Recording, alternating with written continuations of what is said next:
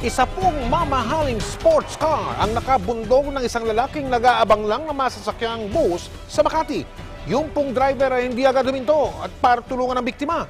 Si Bong Aquino, naka-alerto 24. Imbis na tumulong, humarurot papalayo ang sports car na ito matapos mabundol ang isang lalaki sa bus loading bay sa EDSA Ayala, Makati alas 12 kaninang hating gabi.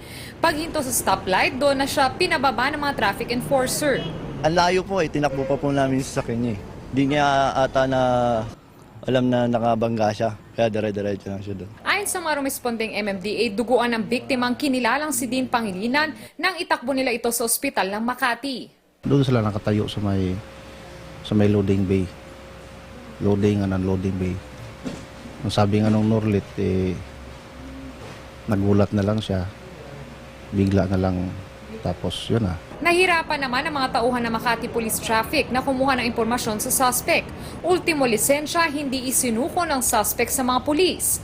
Nahagip pa ng aming kamera ang animoy pagbabanta ng grupo ng suspect sa mga pulis na kumakausap sa kanila.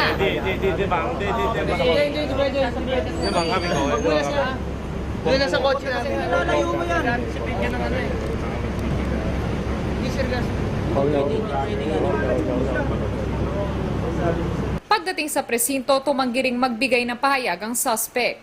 Alam mo, mali ang ginagawa nyo.